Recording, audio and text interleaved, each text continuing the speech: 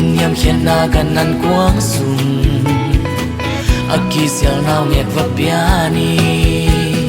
Merry Christmas, Merry Christmas, Merry Christmas to you all. Merry Christmas, Merry Christmas, Lambang Pak Veni. MIMBANG ZING SIMLEI Tung BETHLEHEM AKSI VANG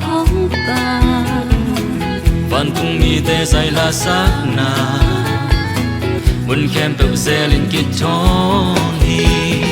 Merry Christmas, Merry Christmas, Merry Christmas to you all. Merry Christmas, Merry Christmas, Lambang Pak Veni.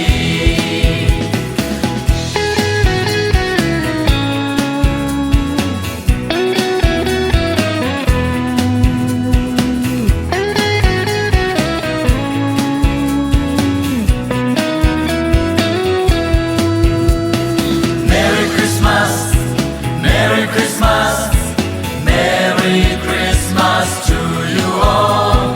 Merry Christmas, Merry Christmas, Lambang Pak Veni.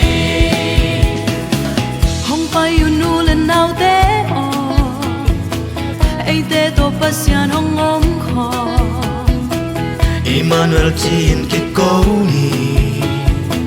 Ei te ading hun pa swap so.